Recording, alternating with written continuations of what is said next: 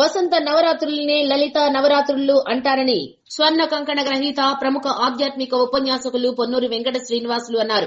సంతపేట సాయిబాబా మందిరంలో జరుగుతున్న వసంత నవరాత్రి మహోత్సవాలలో భాగంగా వసంత నవరాత్రుల విశిష్టత గురించి ప్రసంగించారు. ప్రతి సంవత్సరం 4 నవరాత్రులు జరుపుకోవడం హిందువుల సంప్రదాయమని అన్నారు. చైత్ర మాసంలో లలిత నవరాత్రులు, ఆశ్వీజ మాసంలో దేవీ శరన్నవరాత్రులు, ఆషాఢ మాసంలో వారాహి నవరాత్రులు, మాఘమాసంలో శ్యామల నవరాత్రులు నిర్వహిస్తారని అన్నారు. శ్రీ పరాభవ నామ సంవత్సరంలో పర అన్న పదం లలిత పరా భట్టారిక నామధేయమని తెలిపారు. భవ అంటే శివుడు అని, ఈ సంవత్సరానికి ఆది దేవతలుగా పార్వతీ పరమేశ్వరులు కొలువై ఉన్నారని అన్నారు. ధర్మ మార్గంలో నడుచుకునే వారికి శ్రీ పరాభవ నామ సంవత్సరంలో లలిత పరా భట్టారిక అనుగ్రహంతో అన్ని విజయాలే సిద్ధిస్తాయని అన్నారు. ఈ సందర్భంగా పొన్నూరు వెంకట శ్రీనివాసులు పద్మావతి దంపతులను వేద ఆశీర్వచనంతో ఘనంగా సత్కరించారు. ఈ కార్యక్రమంలో సంతపేట సాయిబాబా మందిరం అధ్యక్షులు అళహరి చెంచలేరావు, మహిళా సేవా అధ్యక్షురాలు దామచర్ల కుమారి, హిందూ ధర్మ ప్రచార పరిషత్ గాయకులు I Muralikrishna, D news script editor Prasad తదితరులు పాల్గొన్నారు.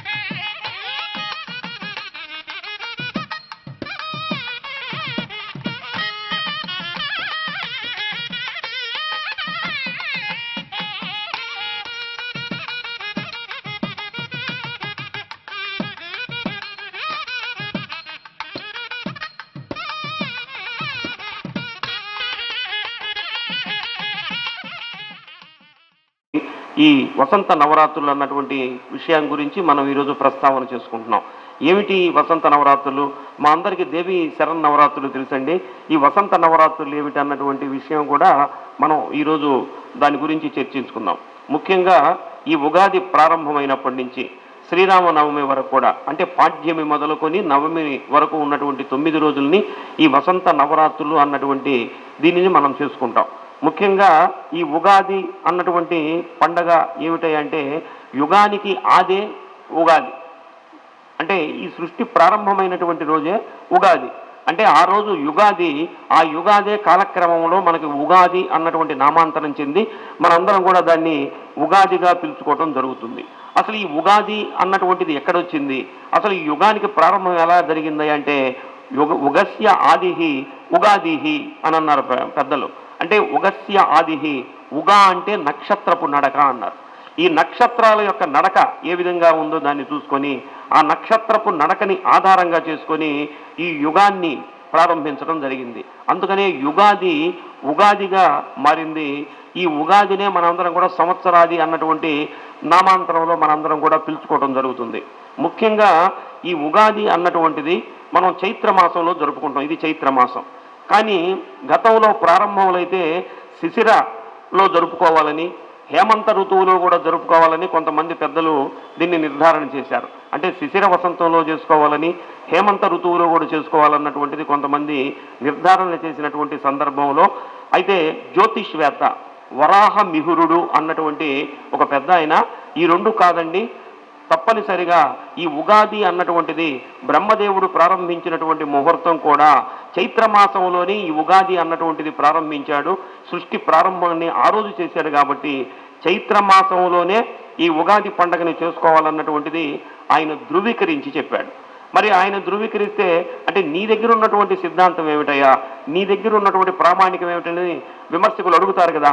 ఆ విమర్శకులు కూడా ఆయన అడిగినటువంటి సందర్భంలో ఋతువులలో మొదటిది చైతన్య ఋతువు అని ఆయన చెప్పాడు. ఋతువులలో ప్రథమమైనటువంటి చైతన్య ఋతువు, మాసాల్లో ప్రథమమైనటువంటి చైత్రమాసం, పక్షాలలో మొదటిది శుక్లపక్షం, అలానే తిథులలో మొదటిది పాడ్యమి.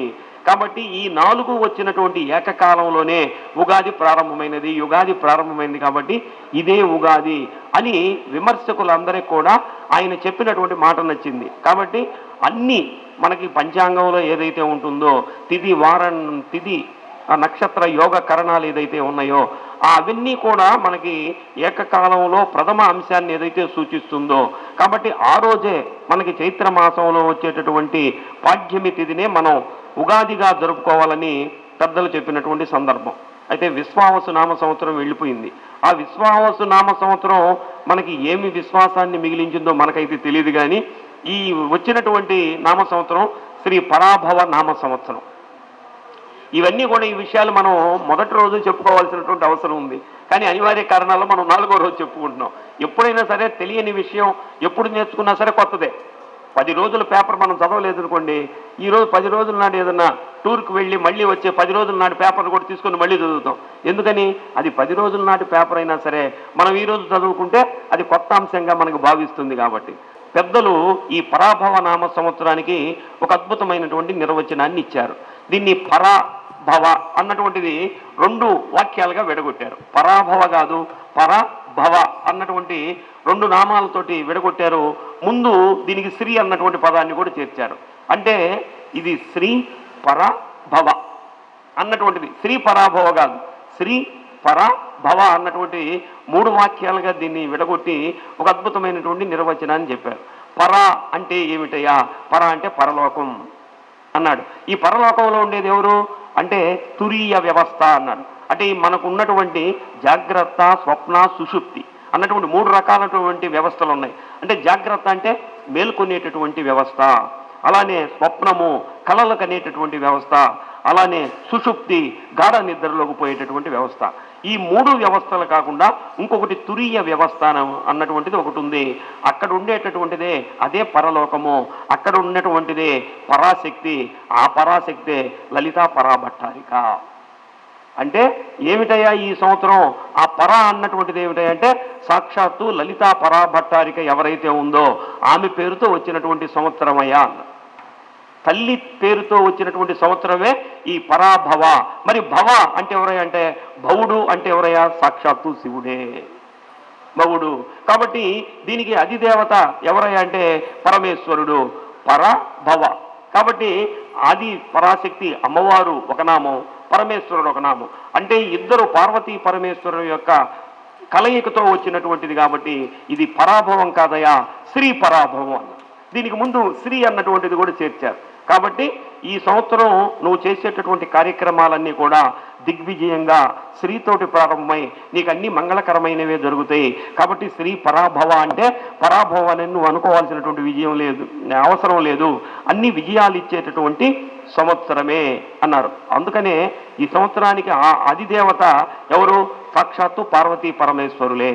పార్వతీ పరమేశ్వరులు అంటే మాతాచ పార్వతీదేవి పితాదేవో మహేశ్వర బాంధవ శివభక్తాచ స్వదేశో భువనత్రయం అన్నారు. అంటే ఈ పార్వతీ పరమేశ్వరులు ఎవరై అంటే సాక్షాత్తు మనకి తల్లిదండ్రులే. అంటే అందుకనే కదా వాళ్ళని ఆది దేవతలని అన్నారు. అలానే వాళ్ళిద్దరు తల్లిదండ్రులు లాంటి వాళ్ళు. ఆ తల్లిదండ్రులే ఈ సంవత్సరానికి అధినాయకులై మనందరినీ ఆశీర్వదిస్తున్నారు. కాబట్టి మనందరం కూడా ఈ భువనత్రయంలో ఎవరైతే ఉన్నారో ముల్లోకాల్లో ఉండే వాళ్ళందరికీ కూడా మనకి బంధువులతో సమానం. మనందరం ప్రమద గణాల్లో ఉన్నటువంటి వాళ్ళతోటి సమానం. కాబట్టి మనందరం కూడా బంధువులతో సమానం. కాబట్టి ఇప్పుడు ఈ సంవత్సరం తారతమ్యాలు అన్నటువంటివి లేవు. చిన్న పెద్ద, డబ్బున్నటువంటి వాడు లేనిటువంటి వాడు అన్నటువంటి తారతమ్యం లేదు. అందరూ సమైక్యంగా మనల్ని చేర్చేటటువంటిదే ఈ పరాభవ నామ సంవత్సరం అని చెప్తూ, మరి మనకి స్ఫురణలోనే పరాభవ అని ఉంది కదా, మరి ఎవరికైనా పరాభవం జరగాలి కదయా అని అంటే అధర్మంతో ఎవరైతే నడుచుకుంటారో వాళ్ళకే పరాభవం. ధర్మ మార్గంలో ఎవరైతే నడుచుకుంటాడో వాడికి అన్ని విజయాలే. అధర్మంతో ఎవరైతే నడుచుకుంటాడో వాడికి మటుకు పరాభవం, వాడికి మటుకు అపజయాలు జరుగుతాయి. ఈ సంవత్సరంలో ఏం చేసుకోమన్నాడయ్యా? అద్భుతమైనటువంటి మాటను చెప్పారు. ఈ సంవత్సరంలో నువ్వేమి ఆచరించాలయ్యా అంటే సమాజం నీకేమిచ్చిందని కాదు, సమాజానికి నువ్వేమిచ్చావు అన్నటువంటిది తెలుసుకోమన్నా. నువ్వేమిచ్చావు సమాజానికి, సమాజం నాకేమిచ్చింది అన్నది కాకుండా సమాజానికి నేనేమిచ్చాను, కాబట్టి నా దగ్గర ఉన్నటువంటి దాంట్లో ఈ సమాజానికి ఏదో ఒక కొంత మేలు చేస్తాను అని మొన్న చెంచలరావు గారు కూడా చెప్పారు. మనం ఏదో ఒకటి ఈ సమాజానికి చేయాలి. మనం పుట్టినందుకు, పుట్టినప్పుడు ఉయ్యాలా, పోయేటప్పుడు మోయాలా, నడి మధ్యలో ఏదో మేలు చేయాలా అన్నాడు ఒక్కరి.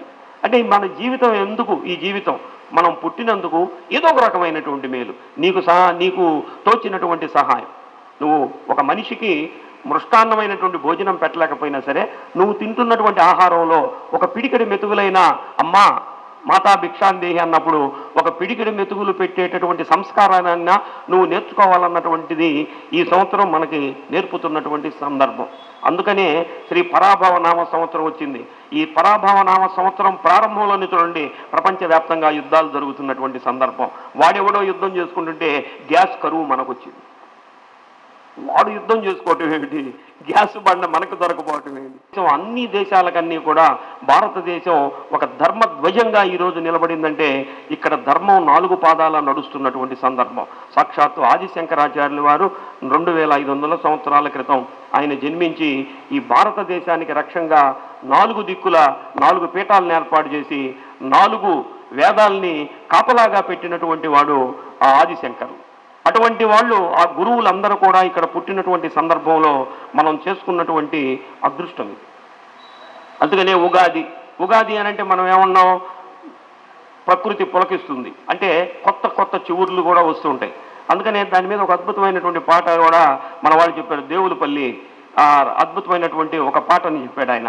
మావి చిగురు తినగానే కోయిల పలికేనా, కోయిల గొంతు వినగానే మావి చిగురు తొడిగేనా అన్నాడు. ఏమిటయా దీంట్లో అర్థమని నేను ఆలోచించా. మావి చిగురు తినగానే కోయిల పలికేనా, కోయిల గొంతు వినగానే మావి చిగురు తొడిగేనా అన్నాడు. వసంతకాలం ఎప్పుడైతే వస్తుందో ఇది కాకి ఇది కోకిల అని తెలుసుకున్నట్లే ఈ ఉగాది నాడు కూడా ఇది మంచి ఇది చెడు. ఈరోజు మనం నిర్ణయించుకోవాలి ఎందుకు ఉగాది పండుగను చేసుకోవాలి అంటే కొత్త గుడ్డలు కట్టుకొని ఏదో షడ్రసోపేతమైనటువంటి ఉగాది పచ్చడిని తింటాం కాదు.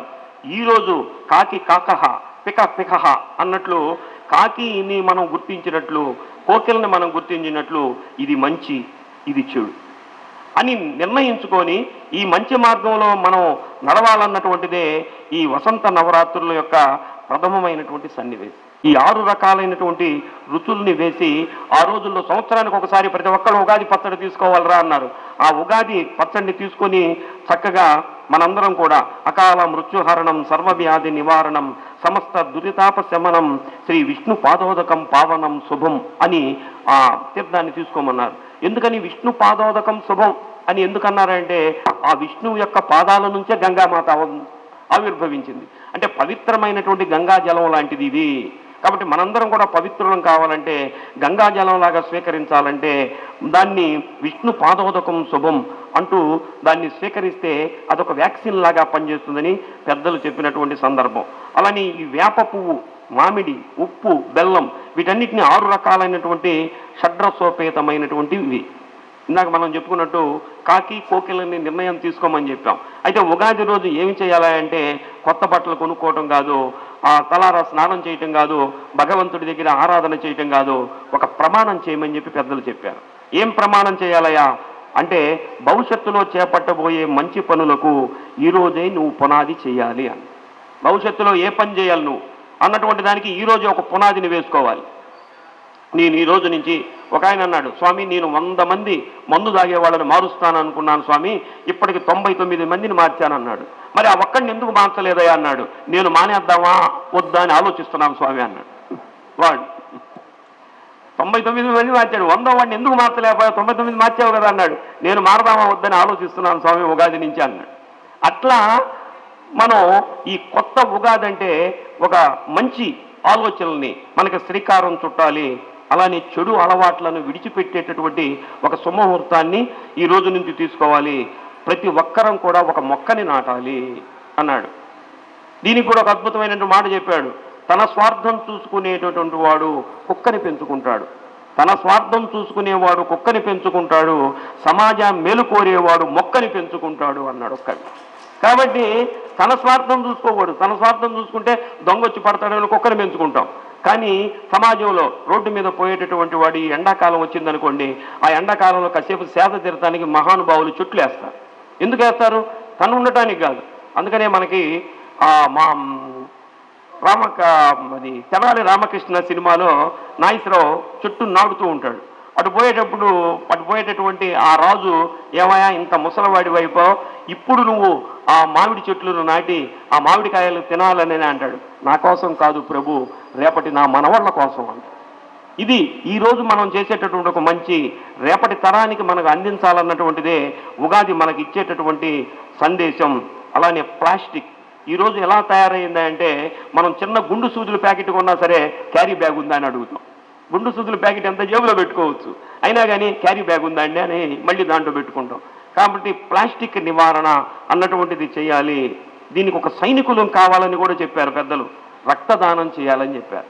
ఈ రక్తదానం అంటే ఈ ప్రపంచంలో అనేక రకాలైనటువంటి వస్తువులను సృష్టించారు, అనేక రకాలైనటువంటి వస్తువులకు ప్రత్యామ్నాయం కనుక్కున్నారు. కానీ ప్రత్యామ్నాయం కనుక్కోబడినటువంటిది ఏదైనా ఉందంటే అది మానవుడి శరీరంలో ఉన్నటువంటి రక్తం మాత్రమే. కాబట్టి ఒక మనిషిని ఇంకొక మనిషి బ్రతికించాలంటే రక్తానికి మించినటువంటి ఇంధనం లేదు. కాబట్టి ప్రతి ఒక్కరు కూడా రక్తదానం చేయాలన్నటువంటి సందేశాన్ని కూడా ఈ ఉగాది నుంచి ఇవ్వాలి. ఇలాంటి సమాజ హిత కార్యక్రమాలకి ఉగాది పునాది కావాలి అన్నటువంటి సంకల్పంతో మనందరం కనుక ముందుకు వెళ్ళినట్లయితే ఈనాటి ఉగాది మనకందరికి కూడా ఈ సృష్టి ప్రారంభించినందుకు, ఆ సృష్టి ప్రారంభించినటువంటి సృష్టిలో మనందరం కూడా ఒకళ్ళమైనందుకు 84 లక్షల జీవరాశులు ఉన్నాయి. 84 లక్షల జీవరాశుల్లో 83,99,999 మంది పశువులు పక్షులు అవి ఉన్నాయి. ఒక్కడ మాత్రమే జ్ఞానం ఉన్నటువంటి మనిషి ఉన్నాడు, అది మనం. చూడండి, మనం ఎంత అదృష్టవంతులో.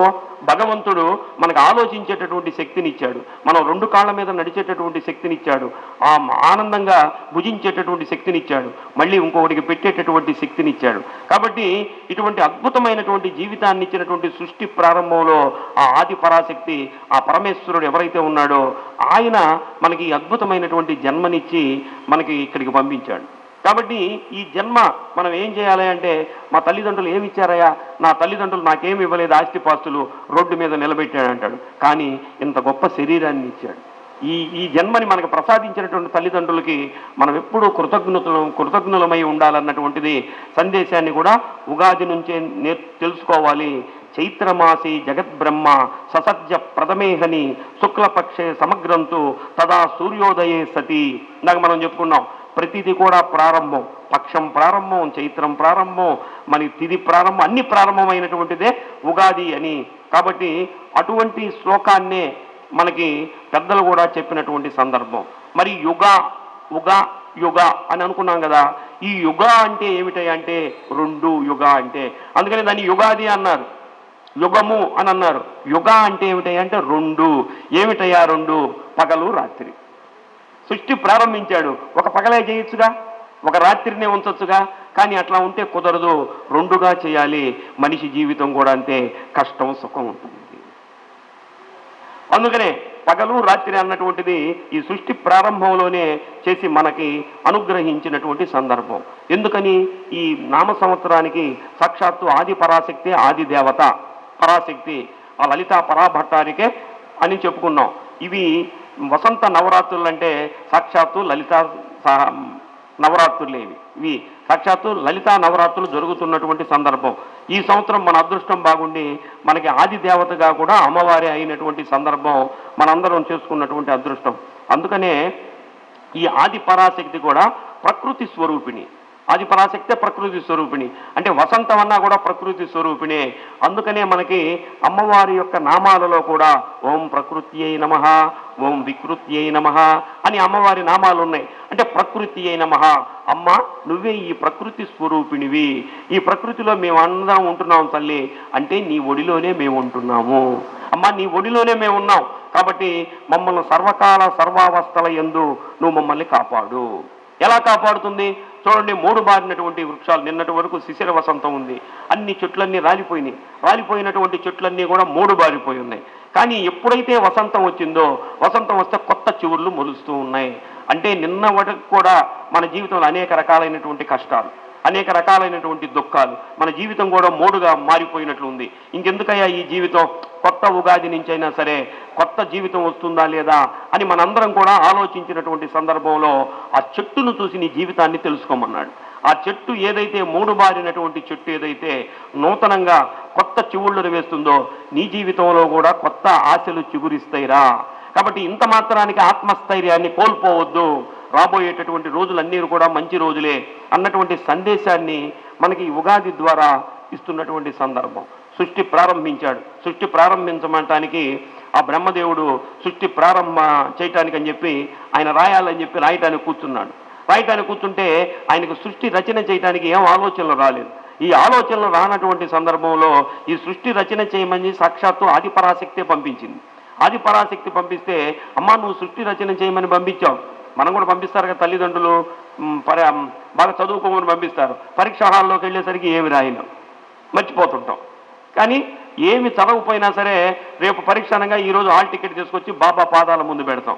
బాబా పాదాల ముందు పెడితే మళ్ళీ వచ్చేస్తాయి, మనకి రావు. చదివితే గుర్తొస్తాయి, చదవకపోతే అసలేమొస్తాయి. అట్లానే ఈ బ్రహ్మదేవుడు కూడా సృష్టి రచన చేయాలని చెప్పి చేస్తున్నటువంటి సందర్భంలో ఏమి రాయలేకపోతున్నాడు. మరి ఏమిటిరా ఆదిపరాశక్తి అమ్మ నన్ను పంపించింది, కానీ నేను ఏమి చేయలేకపోతున్నానే అని ఆలోచన చేశాడు. నేను చేసినటువంటి తప్పు ఒకటే, నేను రాసేటప్పుడు తల్లిని తలుచుకోలేదు. ఇందాక నేను తలుచుకున్నాగా, ఎందుకు తలుచుకున్నాను? ముగ్గురు అమ్మల్ని తలుచుకున్నా, ఒకళ్ళని కూడా తలుచుకోవాలా. మళ్ళీ ఎవరిని తలుచుకొని ఎవరిని తలుచుకోకపోతే ఎవరికి కోపం వస్తుందో అని. అట్లా ఆ బ్రహ్మదేవుడు కూడా ఆది పరాశక్తిని ఒకసారి తలుచుకున్నాడు. అమ్మా నువ్వు సృష్టి రచన చేయమని నన్ను పంపించావు, కానీ నేను సృష్టి రచన చేయాలంటే నా రచన సాగటం లేదు. నన్ను ఏం చేయమంటావు తల్లి? నువ్వే నాకు అనుగ్రహాన్ని ఇవ్వు, నీ కరుణా కటాక్షాలను నాకు ఇవ్వు అని ఆ లలితా పరాభట్టారికిని వేడుకుంటే ఆమె తనలో ఉన్నటువంటి ఒక శక్తిని, సరస్వతి అన్నటువంటి శక్తిని తీసుకొచ్చి బ్రహ్మదేవుడి యొక్క నాలుక మీద పెట్టింది. అందుకనే బ్రహ్మదేవుడి సరస్వతీదేవి బ్రహ్మ నాలుక మీద ఉంటుంది అని అంటారు. అప్పుడు ఆయన సృష్టి రచన ప్రారంభించాడు. సృష్టి రచన జరిగింది. నిన్న ఉగాది నుంచి 19వ తేదీ నుంచి కొత్త సృష్టి రచన జరిగింది. జరిగితే వెంటనే సృష్టి రచన జరిగింది. అన్ని రకాలైనటువంటి ఏర్పాట్లైనవి. ఇప్పుడు ఇక్కడ ఉన్నటువంటి ఈ జనం అందరికీ, ఈ పశుపక్షాదులన్నిటికీ కూడా అన్ని రకాలైనటువంటి ఏర్పాట్లు చేయాలి. తాగటానికి నీళ్లు ఇవ్వాలి, ఉండటానికి ఏదైనా గూడు కట్టాలి, వాళ్ళకి తినటానికి ఏదైనా పంటలు అన్నీ ఇవ్వాలి. అన్నీ చేయాల్సినటువంటి పని స్థితికారకుడైనటువంటి విష్ణుమూర్తి మీద వచ్చింది. బ్రహ్మ పని అయిపోయింది. ఇప్పుడు స్థితికారకుడైనటువంటి విష్ణుమూర్తి కార్యక్రమాలన్నీ చేయాలి. ఆయన చేయాలంటే ఆయన కూడా ఆ బ్రహ్మాండంగా చేద్దాం, బ్రహ్మదేవుడు చేశాడు కదా అని ఆయన పని చేయడానికి ప్రారంభించాడు. ఏమీ పని చేయలేకపోయాడు. డబ్బు లేదు, డబ్బు రావటం లేదు. ఎట్లా ఇవన్నీ ఏర్పాటు చేయాలంటే డబ్బు కావాలి. అప్పుడు మళ్ళీ బ్రహ్మదేవుడి దగ్గరికి వెళ్ళాడు. అరే బ్రహ్మ, ఏం చేసావురా నువ్వు చక్కగా సృష్టి రచన చేశావు, నేనేమో ఈ స్థితికారకుని ఇవన్నీ ఏర్పాట్లు చేయలేకపోతున్నావు, ఏమిటి కారణం అన్నాడు. నాయన గారు, ఆయనకి తండ్రిగా విష్ణుమూర్తి, నాన్న నేను కూడా ఇలానే పొరపాటున నేను కూడా అహంకరించాను, నా అంతటి వాడు లేడని. అయినా కానీ నేను సృష్టి రచన చేయలేకపోయాను. ఆది పరాశక్తిని వేడుకున్నాను. ఆమెను ఎప్పుడైతే వేడుకున్నానో సరస్వతి అన్నటువంటి శక్తిని నాకు ఇచ్చింది. ఈ కార్యక్రమాన్ని నేను ప్రారంభించానంటే భలే మాట చెప్పేవారని ఈయన కూడా అమ్మవారిని ప్రార్థించాడు. అమ్మవారిని ప్రార్థిస్తే అప్పుడు అమ్మవారు ఆయన్ని కూడా కనుకరించి ఆమెలో ఉన్నటువంటి లక్ష్మి అన్నటువంటి శక్తిని ఆమెకిస్తే ఆయన గుండెల్లో పెట్టుకొని ఆయన సృష్టి రచన అయిపోయింది. స్థితికారకుడైనటువంటి అన్ని ఏర్పాట్లు చేశారు. ఈరోజు మనం అపార్ట్మెంట్లో ఉంటున్నామన్నా, ఈరోజు మనం మంచిళ్ళు తాగుతున్నామన్నా, ఈరోజు 3 పూట్ల మన అన్నం తింటున్నామన్నా, మనం షికారుగా తిరుగుతున్నామన్నా, ఇవన్నీ ఏర్పాటు చేసింది మనం కాదమ్మా, సాక్షాత్తు విష్ణుమూర్తి అన్నటువంటి యథార్థాన్ని మనం తెలుసుకోవాలి. ఇవన్నీ మానవ ప్రయత్నంతో చేసినటువంటివి కాదు. ఆయన సృష్టి రచన చేస్తే తర్వాత స్థితికారకుడైనటువంటి విష్ణుమూర్తి మనకన్నీ వ్యాపింపజేసినటువంటి వాడు. విష్ణువు అంటే వ్యాప్తి చెందేటటువంటి వాడు. ఆ వ్యాప్తి చెందేటువంటి వాడే ఇవన్నీ మనకి ఇచ్చినటువంటి వాడు. ఇప్పుడు లయకారకుడైనటువంటి శివుడు కూడా లయకారకుడు. ఇప్పుడు సృష్టి స్థితి లయకారకుడు. కాబట్టి ఈ లయం చేయాలి. ఈ పరమేశ్వరుడు కూడా నేను మామూలు వాడిని కాదు కదా, నేను బ్రహ్మాండంగా చేస్తానని చెప్పి ఆయన కూడా ఒక రకమైనటువంటి అహంకారంలోకి వెళ్ళిన సందర్భంలో ఆయన కూడా ఆయన పని చేయలేకపోయాడు, నిశక్తుడైపోయాడు. అయిపోయినటువంటి సందర్భంలో ఆయన మళ్ళీ వెళ్ళిద్దరిని అడిగాడు. అడిగితే మేము కూడా అమ్మని ప్రార్థించామనంటే అప్పుడు ఆయన కూడా అమ్మని ప్రార్థించాడు.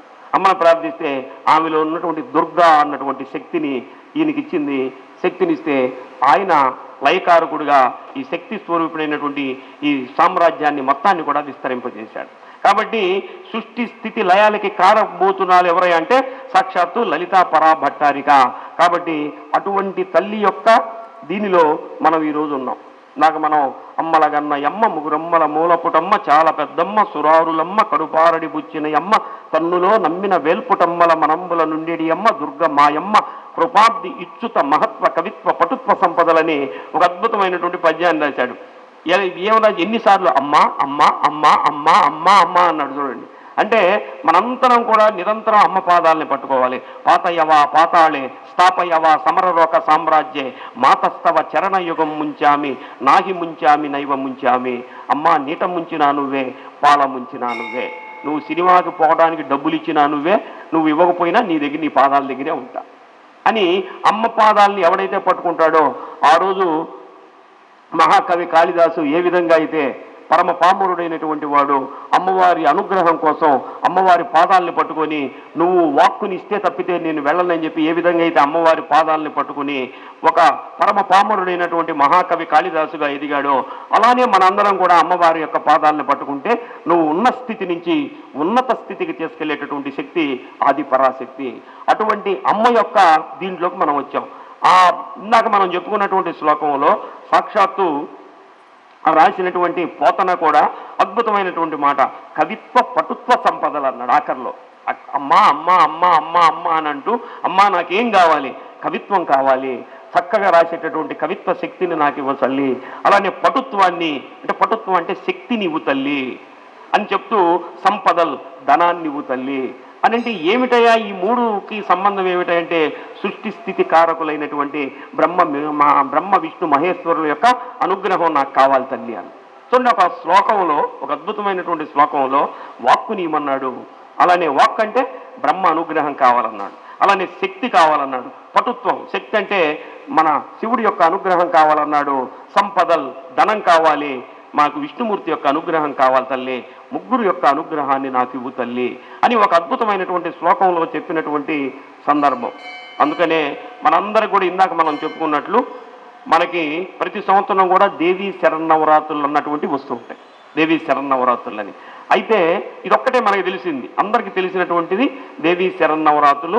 దసరా అప్పుడు మనం 9 రోజులు చేసుకుంటాం. అప్పుడు మహిషాసురుడు అన్నటువంటి వాడిని సంహరించడానికి అమ్మవారు 9 రోజులు 9 అవతారాలు ఎత్తి చివరి రోజు మహిషాసురుడు అన్నటువంటి వాడిని సంహరించి దశమ రోజు రాజరాజేశ్వరిగా అమ్మవారు కూర్చొని మనందరికీ అభయాలు ఇస్తున్నటువంటి స్టోరీ మనందరికీ తెలిసినటువంటి అంశమే. కానీ ప్రతి సంవత్సరంలో కూడా ప్రతి ఋతువు ప్రారంభంలో కూడా ఒక నవరాత్రులు దేవీ శరన్నవరాత్రులు ప్రారంభమవుతాయి. ప్రతి ఋతువు ప్రారంభమయ్యేటప్పుడు కూడా అమ్మవారి యొక్క ఆరాధన తప్పనిసరి అని పెద్దవాళ్ళు మనకి ఇచ్చారు. చైత్రమాసంలో వసంత నవరాత్రులు అంటే ఇప్పుడు జరుగుతున్నది. చైత్రమాసం చైత్రం పాడ్యమి మొదలుకొని నవమి వరకు. ఏమిటయా ఈ చైత్రమాసంలో నవరాత్రులు అంటే లలితాదేవికి చేసేటటువంటి నవరాత్రులు. ఇది మనం తెలుసుకోవాలి. అంటే లలితా పరాభట్టారికి చేసుకునేటువంటి నవరాత్రులు మన అదృష్టం పండి మన అదృష్టం ఫలించి అమ్మవారి యొక్క నామమే ఆ పరాభట్టారిక ఆ సంవత్సరమే ఇప్పుడు వచ్చింది. అమ్మవారి యొక్క ఆరాధనని మనం చేసుకుంటున్నాం. ఈ 9 రోజులు అమ్మవారి ఆరాధన చేసుకోవటం వల్ల మనకి ఉన్నతమైనటువంటి స్థితి లభిస్తుందని చెప్తారు. మరి ఎలా చేసుకోవాలయా? మనకి దేవీ శరన్నవరాత్రులు అంటే తెలుసు. మరి ఈ నవరాత్రులు ఎలా చేసుకోవాలంటే ఆ నవరాత్రులు ఎలా చేసుకున్నావో ఈ నవరాత్రులు కూడా అలానే చేసుకోవాలి. అంతే, దానికి దీనికి తేడా లేదు. పేరులో తేడా కానీ అమ్మవారంతా ఒకటే, అమ్మవారి స్వరూపం అంతా ఒకటే. అలానే ఆషాఢ మాసంలో వచ్చేటటువంటిది. ఆషాఢ మాసంలో ఏమొస్తాయంటే వారాహి నవరాత్రులు వస్తాయి. వారాహిదేవి యొక్క నవరాత్రులు. ఇప్పుడు అందరూ కూడా వారాహి ఆరాధన అందరూ చేస్తున్నారు. కాబట్టి ఆ వారాహి నవరాత్రులు ఎవరయ్యా ఈ వారాహి అన్నటువంటిది మళ్ళీ మనం వెళ్ళినప్పుడు చెప్పుకున్నాం. అంటే ఆషాఢ మాసం ప్రారంభంలో ఈ వారాహి నవరాత్రులు అన్నటువంటిది చేసుకుంటాం. అలానే ఆశ్వయుజ మాసంలో దేవీ శరన్నవరాత్రులు మనందరికీ తెలిసిందే. దసరా అప్పుడు చేసుకునేటువంటి నవరాత్రులు. మరి 4వ నవరాత్రులు ఏమిటాయంటే మాఘమాసంలో చేసుకునేటటువంటివి శ్యామలా నవరాత్రులు. శ్యామలాదేవి అమ్మవారు. ఆ శ్యామలాదేవి అంటే సాక్షాత్తు సరస్వతి మాతే, వాక్కులనిచ్చేటటువంటి తల్లి. ఇందాక మనం చెప్పుకున్నట్లు ఆ మహాకవి కాళిదాసుకి మోక్షాన్ని ఇచ్చి ఆయనకి వాక్కునిచ్చినటువంటి తల్లి మాతంగి మధుశాలిని అని మన కుర్యాత్ కటాక్ష కళ్యాణి అని అమ్మవారి మీద ఆయన అద్భుతమైనటువంటి శ్లోకాన్ని రచించినటువంటి వాడు. అందుకని ఈ 4 నవరాత్రుల్లో కూడా ఈ వసంత నవరాత్రులు దేవీ శరన్నవరాత్రులు తప్పనిసరిగా చేయాలని శాస్త్రం చెబుతుందండి. ఎందుకంటే ఈ చైత్రమాసంలో వచ్చేటటువంటి వసంత నవరాత్రులు ఉత్తరాయణంలో వస్తాయి. అంటే ఇది ఉత్తరాయణ పుణ్యకాలం ఇది. కాబట్టి ఈ ఉత్తరాయణంలో వచ్చేటటువంటి వసంత నవరాత్రులు లలితా నవరాత్రుల్ని తప్పనిసరిగా ప్రతి ఒక్కళ్ళు ఆచరించాలి అన్నటువంటిది శాస్త్రం చెబుతూ ఉన్నది. అలానే దక్షిణాయనంలో వచ్చేటటువంటి ఆశ్వయుజ మాసంలో వచ్చేటువంటి దేవీ శరన్నవరాత్రులు కూడా తప్పనిసరిగా చేయాలి. ఈ మిగతా 2 నవరాత్రుల్ని ఎందుకు చేయకూడదయ్యా? చెయ్యొచ్చు, నీకు అవకాశం ఉంటే చెయ్యి, లేకపోతే లేదు. అయినా కానీ ఆ 2 కూడా గుప్త నవరాత్రులు అన్న. అంటే వారాహి నవరాత్రుల్ని రాత్రిపూట చేసుకునేటటువంటి ఆరాధన, అలానే శ్యామలా నవరాత్రులు కూడా గుప్త నవరాత్రులు అన్నారు వీటిని. అంటే నువ్వేం బయటికి ఆర్భాటం ఏం చేయబడలేదు, అమ్మవారిని మనసులోనే నువ్వు తలుచుకుంటూ ఆ 9 రోజులు నువ్వు ఆరాధన చేయవచ్చని చెప్పారు. మరి ఈ 2 నవరాత్రులు ఎందుకు చేయాలయా? ఆ 2 నవరాత్రులు ఎందుకు చేయకూడదు? ప్రతిదానికి కూడా ఒక రీజనింగ్ ఇచ్చారు మన వాళ్ళు. ఎందుకు చేయాలయా అంటే, ఈ 2 మాసాల్లో యమధర్మరాజు తమ దంష్ట్రల్ని తెరిచిపెట్టుంటాడట. అంటే ఆయన కోరల్ని బాగా విప్పార్చి నోరు తెరుచుకొని ఉంటాడట. ఎవరు చనిపోతుంటారు, ఎవరిని తీసుకొద్దాం, ఖాళీ అయిపోయింది, సినిమా థియేటర్ ఖాళీ అయిపోయింది, యమలోకం ఖాళీ అయిపోయింది. కాబట్టి ఎక్కడ ఈ భూలోకంలో ఉన్నటువంటి వాళ్ళందరినీ ఎవరిని పాశ్యం వేసి తీసుకొద్దామని చెప్పి ఎదురు చూస్తూ ఉంటాడట. ఎందుకనేయా అన్నారు. చైత్రమాసంలో ఈ వసంత నవరాత్రుల్లో తర్వాత వచ్చేటటువంటిది వైశాఖ మాసం, జ్యేష్ఠ మాసం. అంటే ఎండాకాలం ప్రారంభమవుతున్నటువంటి సందర్భం, ఇక వడగాలులు ప్రారంభమవుతాయి. ఎప్పుడైతే వడగాలులు ప్రారంభమయ్యాయో మృత్యు యొక్క సంఖ్య కూడా పెరుగుతుంది. కాబట్టి తప్పనిసరిగా వసంత నవరాత్రులు చేసి అమ్మవారి ఆరాధన చేయాలి. మృత్యువుని జయించాలంటే అమ్మవారి ఆరాధన చేయాలి. మరి దేవి శరన్నవరాత్రులు దక్షిణాయనంలో వస్తాయి కదా, అప్పుడు ఎందుకు చేయాలి? అప్పుడు కూడా యమధర్మరాజు ఎందుకు నోరు తెరిచి ఉంటాడే అంటే, అప్పుడు వర్షాకాలం ఉంటుందట. అంటే ఈ దక్షిణాయనంలో అశ్వయుజ మాసానికి ముందు ఆషాఢం, శ్రావణం, భాద్రపదం ఉంటాయి. అప్పుడు వర్షాలు కురుస్తుంటాయి. అంటే కొత్త నీరు వస్తుంది. అప్పుడు ఆ కొత్త నీరు రావటం వల్ల కూడా మనకి మరణాల సంఖ్య కూడా పెరుగుతుందట. కాబట్టి అప్పుడు వర్షాలు వచ్చేటప్పుడు మరణాల సంఖ్య పెరుగుతుంది, మనకి ఎండలు వచ్చేటప్పుడు కూడా మరణాల సంఖ్య పెరుగుతుంది. కాబట్టి ఈ మరణాలని నియంత్రించేటటువంటి శక్తి, యమధర్మరాజును కూడా నియంత్రించేటటువంటి శక్తి ఆదిపరాశక్తికి ఉంది. కాబట్టి ఈ శరన్నవరాత్రులు తప్పనిసరిగా చేయాలని చెప్పి పెద్దలు చెబుతున్నటువంటి అంశం. రేపు శ్రీరామనవమి రాబోతుంది, 27వ తేదీ శ్రీరామనవమి. అంటే 7వ తేదీ శ్రీరామచంద్రుడు పుడుతున్నాడు. అంటే పుట్టాడంటే ఇప్పుడు ఎక్కడ ఉన్నాడు? కౌసల్యాదేవి యొక్క గర్భంలో ఉన్నాడు స్వామి. అది ఇప్పుడు ఎక్కడున్నాడు స్వామి? శ్రీరామచంద్రుడు ఎక్కడ ఉన్నాడు? నవమి రోజు ఆయన పుట్టాడంటే ఇప్పుడు ఎక్కడున్నాడయ్యా అంటే ఆ కౌసల్యాదేవి యొక్క గర్భంలో ఉన్నాడు. కాబట్టి ఇవి గర్భ నవరాత్రులు. కాబట్టి ఆ శ్రీరామచంద్రుడు కూడా మనం ఆరాధన చేయాలి అని అన్నాడు. ఎందుకని శ్రీరామ నవరాత్రులు చేసిన? ఇందాక మనం చెప్పుకున్నాం, యదా యదా హి ధర్మస్య గ్లానిర్భవతి భారత అని. దుష్ట సంహారం కోసం భగవంతుడు ఆయా రూపాలలో, ఆయా సందర్భాలలో, ఆయా అవతారాలు ఎత్తాడు. ఇక్కడ దుష్ట సంహారం చేయడానికి శ్రీరామచంద్రుడు కూడా ఆవిర్భవించబోతున్నాడు. అందుకని తల్లి గర్భంలో 9 రోజులు ఉన్నాడు కాబట్టి మనకి నవరాత్రులు అన్నారు. మరి 10 రోజులు ఉంటాడు కదయ్యా, 9 రోజులు ఎందుకు ఉంటాడు? 10 నెలలు కదా తల్లి మోసింది. అంటే 10వ రోజు కూడా ఉంటాడుగా. మరి నీవు నవరాత్రులని ఎందుకు అన్నారు? నవ అన్నటువంటి అంశాన్ని ఎందుకు అన్నారు అంటే, దశ అని ఎందుకు అనలేదంటే, నవ అంటే 9, నవ అంటే కొత్తది. ఉగాది అంటే కొత్తది, కొత్త ఉగాదిది. కాబట్టి నవ అన్నా కూడా కొత్తది. కాబట్టి ఈ నవ 9 రోజులు మాత్రమే వీటిని చేయాలన్నారు. అందుకనే నవవిధ భక్తి సూత్రాలు అన్నారు. భగవంతుణ్ణి ఆరాధన చేసేదాన్ని కూడా 9 రకాలైనటువంటి విధానాలతోటే నువ్వు పూజ చేయాలయ్యా అని చెప్పి పెద్దలు చెప్పినటువంటి సందర్భం. శ్రవణం, కీర్తనం, విష్ణోహో స్మరణం, పాదసేవనం, అర్చనం, వందనం, దాస్యం, సఖ్యం, ఆత్మనివేదనం అన్నాడు. అంటే భగవంతుణ్ణి ఆరాధన చేసేటప్పుడు ఎలా చేయాలయ్యా? శ్రవణం. ఇప్పుడు నేను చెప్తున్నాను, భగవంతుడి గురించి నేను చెబుతున్నాను, చక్కగా మీరు అందరూ వింటున్నారు. ఇదే శ్రవణం. కలియుగంలో శ్రవణానికి మించినటువంటి మోక్ష మార్గం లేదన్నాడు. ఎందుకని? సెల్ ఫోన్లు వచ్చినాయి కాబట్టి. ఇప్పుడు అందరం కూడా ఇయర్ ఫోన్స్ పెట్టుకొని ఏం వింటున్నాం? రోజు ఏదో ఒక రకాలైనటువంటి పాటలు వింటున్నాం, ఏదో ఒక రకాలైనటువంటి రీల్స్ చూస్తున్నాం. అన్నమయ్య పాట వినమంటే కట్ చేస్తున్నాం. ఇది మోక్షానికి మార్గం. అంటే భగవంతుడు మనకి శ్రవణం ద్వారా మోక్షం వస్తుందని ఎప్పుడో చెప్పాడు. ఆ శ్రవణం ద్వారా మోక్షం వస్తుంది అన్నటువంటి విషయం కలియుగంలో ఇప్పటికీ మనకు అదృష్టం కలిగింది. ఎందుకని? సెల్ ఫోన్లు వచ్చినాయి, ఇయర్ ఫోన్స్ వచ్చినాయి. చక్కగా ఇయర్ ఫోన్స్ పెట్టుకొని ఒక అన్నమయ్య సంకీర్తనం, ఒక రామదాసు సంకీర్తనం, ఒక త్యాగరాజు సంకీర్తనం, ఇవన్నీ మనం విన్నట్లయితే నిధి చాలా సుఖం, నిధి చాలా సుఖమా, రాముని సన్నిధి సుఖమా అని అంటే ఆయన త్యాగరాజు స్వామి నిధొద్దయ్యా, నాకు రాముని సన్నిధే సుఖం అన్నాడు. ఇది మనకు ఎక్కడ తెలియాలి? మా త్యాగరాజస్వామి యొక్క సంకీర్తన వింటేనే మనకు తెలుస్తుంది. అన్ని మంత్రములు ఇందే ఆవహించను వెన్నతో నాకు కలిగే వెంకటేశు మంత్రం అన్నాడు. ఇది ఎక్కడ తెలియాలి మనకి? అన్నమాచార్య యొక్క కీర్తన వింటే చక్కగా వెన్నతో పెట్టి నాకు వెంకటేశు మంత్రం అన్న. కాబట్టి అది మనకు తెలుస్తుంది. కాబట్టి ఇవన్నీ మనకు తెలియాలంటే చక్కగా ఆ శ్రవణం ద్వారా వింటమే.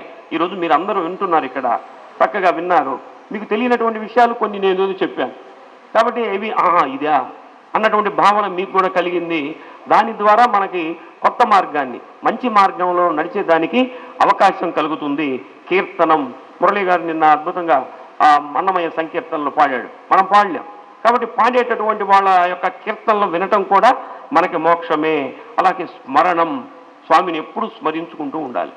మనం ఒక చోటైనా కూర్చొని స్వామి స్మరణ, సాయిరాం సాయిరాం సాయిరాం, నారాయణ నారాయణ నారాయణ, నమశివాయ నమశివాయ అని మనం స్వామి యొక్క నామాన్ని నిప్పై పాతుక దోల శైలమడుతున్ నీ నామమున్ దాపుందవ్వుల విన్ననంతక కన్నంత భుజా దర్భోద్ధత క్లేశముల్ తప్పుందారును ముక్తులౌదరని శాస్త్రంబుల్ మహాపండితులు చెప్పంగా తమకింక శంకవలన శ్రీ కాళహస్తీశ్వర అన్నాడు దుర్జటి. చూడండి, నిప్పై పాతుక దోల శైలమడుతున్నన్నాడు. అంటే ఏమిటయ్యా దీనికి అర్థం? మనం పెద్దవాళ్ళు ఒక మాట చెబుతారు, బాగా నీ కాలం బాగున్నప్పుడే 4 రాళ్ళు వెనకేసుకోవాలరా అంటారు. అంటే ఏంది? బాగా సంపాదించుకోవాలని పెద్దలు చెబుతారు. మనం ఒక్కసారి వెనక్కి తిరిగి చూస్తే మనం సంపాదించింది అటు పోయి మనం పాపం కొండలు కనిపిస్తున్నాయట.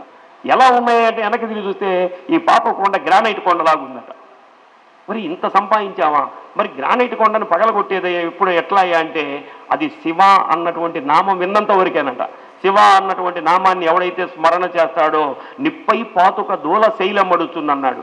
ఎప్పుడైతే శివ శివ శివ శివ శివ అన్నటువంటి నామాన్ని నువ్వు అనటం ప్రారంభించావో అప్పుడు శివ అన్నటువంటి నామాన్ని అనిగి వెనక్కి తిరిగి చూస్తే గ్రానైట్ కొండ దూది కొండలాగా మారిపోయి ఉంటుంది. ఈ శివ అన్నటువంటి నామం ఏం చేస్తుందంటే చిన్న అగ్గిపొల్లలాగా మారిపోయి ఆ దూది కొండలో పడిపోతుందట. ఆ దూది కొండలో పడిపోయి ఆ దూది కొండ మొత్తం కూడా దహించుకుపోతుందట. అంటే నువ్వు చేసిన పాపాలన్నింటినీ దహింపచేసేది ఏమిటా అంటే శివనామం మాత్రమే అని దుర్జటి మహాకవి ఒక అద్భుతమైనటువంటి మాట చెప్పాడు. నేను చెప్పినటువంటిది కాదయ్యా, శాస్త్రంబుల్ మహాపండితులు చెప్పంగా తమకింక శంకవలిన అన్నాడు. మీకు నాకేం శంకమం లేదు. పొన్నూరు శ్రీనివాస్ చెప్పాడు, వీడు చెప్తే నేను వినాలన్నటువంటి ఇది అవసరం లే. ఎవరు చెప్పారు? ఇది శాస్త్రాలు చెప్పినాయి, వేదాలు చెప్పినాయి, పండితులు చెప్పినటువంటి మాట. శివ అన్నటువంటి నామం నీ పాపాల్ని హరింపజేస్తుంది. శివ అన్నటువంటి నామం ముందు నువ్వు ఎన్ని పాపాలు కూడా చేయలేవు. ఎందుకంటే నువ్వు చేసే పాపాన్నంతా దహింపజేస్తూ ఉంటుంది. ఆ దహించి దహించి దహించి ఇక నేను పాపాలు చేయనురా, ఏ పాపం చేసినా దహించుకుపోతుంది, శివుడు ఊరుకోడరా అన్నటువంటి తత్వాన్ని దగ్గరికి నువ్వు వస్తావు. అదే కదా వేమన అన్నటువంటి మహాకవి ఆయన వేశ్యాలోలుడైనటువంటి సందర్భంలో వాళ్ళ వదిన గారి దగ్గరికి వెళ్ళి నగ్నంగా ఆమె దగ్గర నుంచి ఒక హారాన్ని తీసుకున్నటువంటి సందర్భంలో వదినంటే తల్లితో సమానం కాబట్టి ఆయనలో ఒక రకమైనటువంటి వైరాగ్యం వచ్చేసి ఈరోజు మనకు భక్త వేమనలాగా మారిపోయినటువంటి సందర్భం. కాబట్టి ఇవి మనందరినీ కూడా ఒక భక్తి మార్గంలోకి, ఒక వైరాగ్య మార్గంలోకి తీసుకువెళ్ళేటటువంటివే ఇటువంటి నవరాత్రులు. కాబట్టి ఈ 9 రకాలైనటువంటి నవ అన్నటువంటిది, దీన్ని నవరాత్రులు అన్నటువంటిది చెప్పినటువంటి సందర్భం కూడా మనం చెప్పుకోవచ్చు. అందుకని దేవీ శవనాత్రుల్లో అమ్మని కనుక ఆరాధన చేస్తే చాలు. ఎలా ఆరాధన చేయాలయా? ఇందాక మనం చెప్పుకున్నట్లు బ్రహ్మచర్యం ఉండాలి. అంటే ఏ నవరాత్రులకైనా సరే ఆ 9 రోజులు బ్రహ్మచర్యం పాటించాలి, ఉపవాసం ఉండాలి, నేల పడకల మీద ఉండాలి అని చెప్పి పెద్దలు చెప్పినటువంటి సందర్భం. కాబట్టి వీటిని పాటిస్తే చాలు అన్నారు. అప్పుడు ఈ దేవీ శరన్నవరాత్రులో కుమారి పూజని చేయమన్నారండి. కుమారి పూజ అంటే చిన్నపిల్లలు, అంటే 8 సంవత్సరాల లోపు 9 సంవత్సరాల లోపు ఉన్నటువంటి పిల్లలకి కుమారి పూజని చేయమన్నారు. అలానే పెద్దవాళ్ళు సువాసినీలు, ఎవరైతే ముత్తైదువులు ఉంటారో ఆ సువాసినీలు పూజ కూడా చేయమని చెప్పినటువంటి సందర్భం. అలానే మనకి బాగా చదవటం వచ్చుంటే దేవి ఖడ్గమాల, అలానే లలితా సహస్రనామం చదవలేనిటువంటి వాళ్ళు, నాలాంటి అజ్ఞానులు ఉన్నారనుకుంటే చదవలేరు, పదాలు పలకవు, ఏమనమన్నాడు అని వదిలిపెట్టేస్తామా, పదాలు పలకలేవని. దానికి కూడా ఒక అద్భుతమైనటువంటి మాట చెప్పాడు. ఓం శ్రీ మాత్రే నమః, ఓం శ్రీ మాత్రే నమః, ఓం శ్రీ మాత్రే నమః రోజుకు 108 సార్లు చదువుకో అమ్మవారి యొక్క నామాన్ని. చాలు, నువ్వు దేవి ఆరాధన చేసినట్లే అని చెబుతూ నిండుగా నీ మనసుతోటి అమ్మని ఆరాధన చేయమన్నాడు. ఎలా చేయమన్నాడు? కొండపై నిండుగా కొలువున్న మా తల్లి కనకదుర్గా నీకు జేజేలు, లోక జనని శాంభవి నీకు దండాలు, భూలోకమందున మా పూజలందుకొనంగా దుర్గవై ఇటకు దిగి వచ్చావు, కనక దుర్గవై ఇక్కడే నిలిచావు, కాళివైనా మహంకాళివైనా బహురూపములు నీవే తల్లి అని అమ్మవారిని ఆ విధంగా కొండపై నిండుగా కొలువున్న మా తల్లి అని వేడుకోమన్నాడు. ఇక్కడ చూడండి, మనకి అమ్మవారి ఇక్కడ నాగలక్ష్మి అమ్మవారిగా కొలువు తీరుంటుంది. ఆ చక్కగా 2 కళ్ళు అమ్మవారి ఇట్లా తెరిచి మన వైపు చూస్తున్నట్లే ఆ నాగలక్ష్మి అమ్మవారు మనకు కనిపిస్తూ ఉంది. ఆ పక్కనే చూస్తే మహాసరస్వతి, ఇటు పక్క చూస్తే మహాలక్ష్మి, ఆ పక్కన చూస్తే పంచముఖ గాయత్రి, ఆ పక్కన చూస్తే బెజవాడ కనకదుర్గమ్మ, ఆ పక్కన చూస్తే సంతోషమాత. ఎంత అనుభవం చూడండి, ఎంత ఆనందం. ఒక్క చోటకి వెళ్తేనే ఇంతమంది అమ్మవార్ల యొక్క రూపాల్ని దర్శనం చేసుకునేటటువంటి ఒక అద్భుతమైనటువంటి పుణ్యక్షేత్రం మన సంతపేట సాయిబాబా మందిరం. అందుకని అమ్మని ఆరాధన చేసేటప్పుడు ఎలా ఆరాధన చేయాలన్నది కూడా మార్కండేయ పురాణం మనకి చెప్పింది. అమ్మ యొక్క పేర్లు వేరు, కానీ ఆరాధన మటుకు ఒక్కటే. అమ్మ ఆది పరాశక్తి అయినా సరే, ఆది పరాశక్తికి అప్పటి నుంచే ఆరాధన కూడా ప్రారంభమైంది. అందుకనే మార్కండేయ పురాణం అమ్మవారిని ఎలా ఆరాధన చేయాలంటే, యాదేవి సర్వభూతేషు బుద్ధి రూపేణ సంస్థిత నమస్తస్యై నమస్తస్యై నమస్తస్యై నమో నమః అన్నాడు. ఏమన్నాడు చూడండి, యాదేవి సర్వభూతేషు అంటే ఈ భూతాలన్నిటిలో కూడా సర్వభూతాలలో ఉన్నటువంటి తల్లివి నువ్వే, అణువణువు కూడా నీవే, అణువణువులో నువ్వే ఉన్నావు. కాబట్టి ఆ అణువణువులో ఉన్నటువంటి తల్లి, నాకేం కావాలి తల్లి? బుద్ధి నీవు తల్లి, ముందు బుద్ధి నీవు. ఈ బుద్ధి కుదరటల్లా మాటి మాటికి వెళ్ళిపోతుంది. వెంటనే సెల్ ఫోన్ తీసుకోవటం, ఇట్లా చూడటం, ఇట్లా అంటాం. ఇక్కడ ఏం కనపడదు, మళ్ళీ అక్కడ పెట్టడం, మళ్ళీ తీసుకోవటం, మళ్ళీ ఇట్లా అంటాం. ఏదైనా పని చేద్దామంటే బుద్ధి కుదరటల్లా.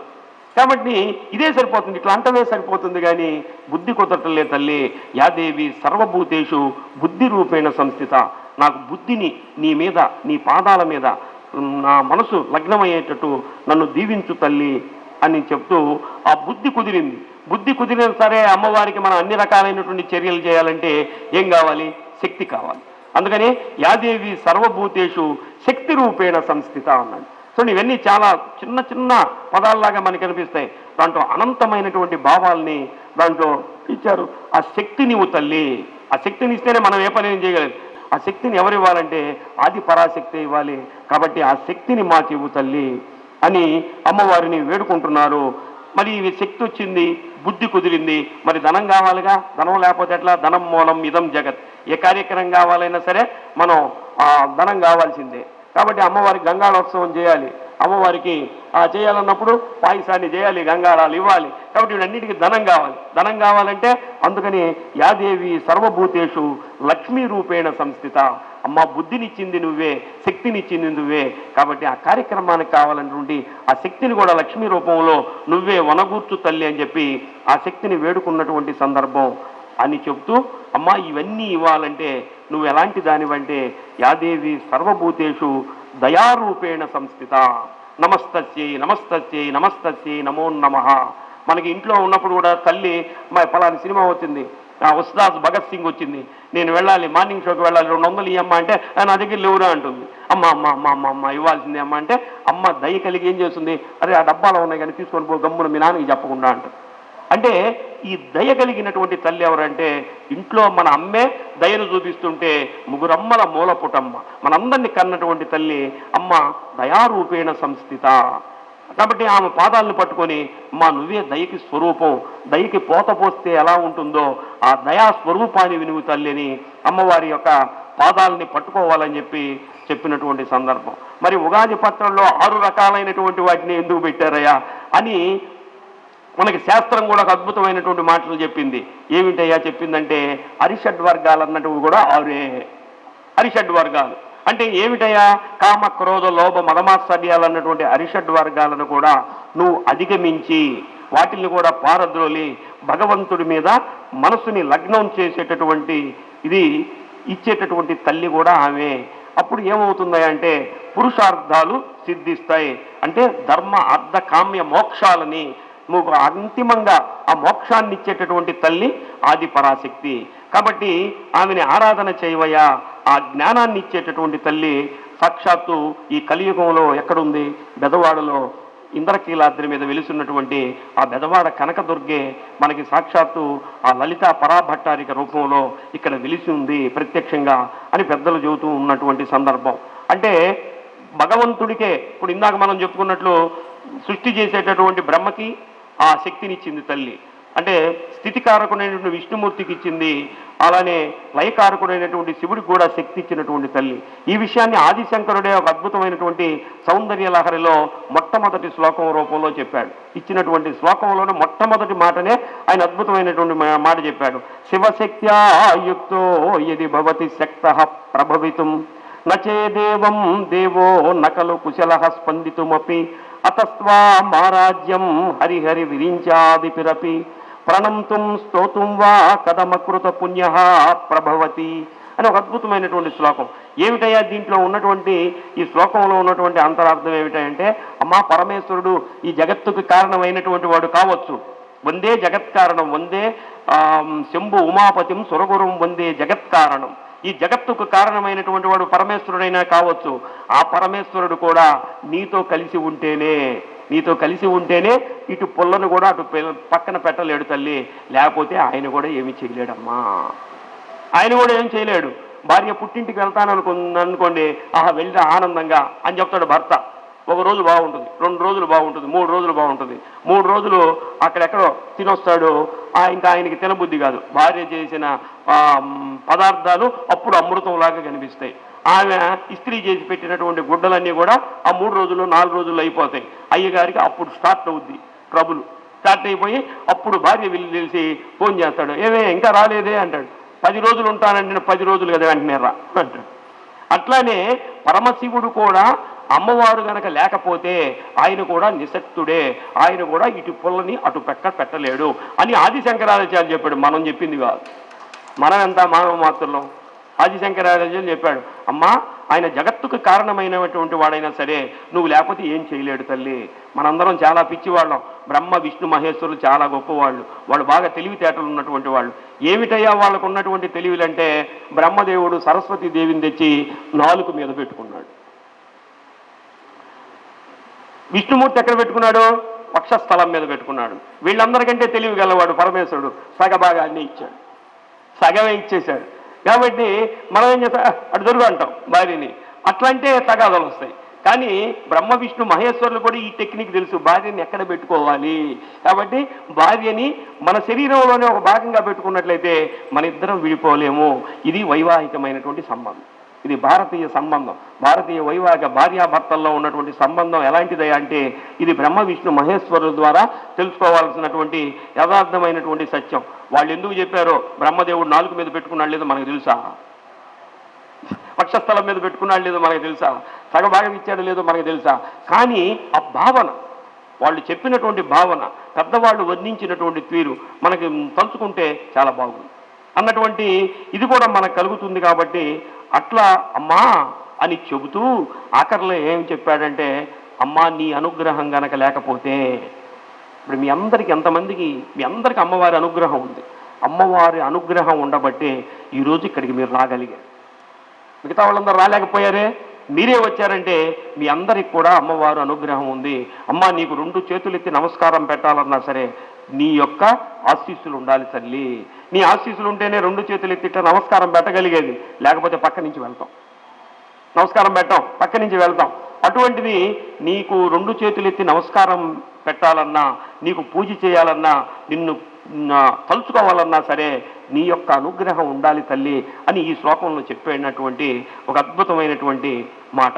ప్రతిరోజు కూడా ఒక్కసారైనా సరే దుర్గా అన్నటువంటి నామాన్ని పలకాలటండి.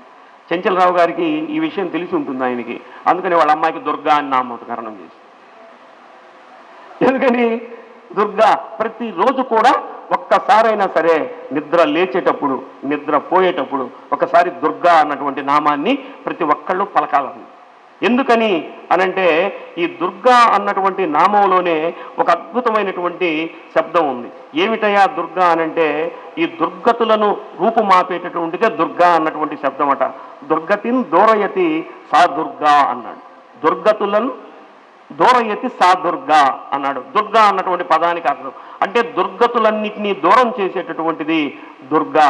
అంటే ఎప్పుడైతే నీకు దుర్గతులు తొలగిపోయినాయో అప్పుడు నీకు సద్గతులు సిద్ధిస్తాయి.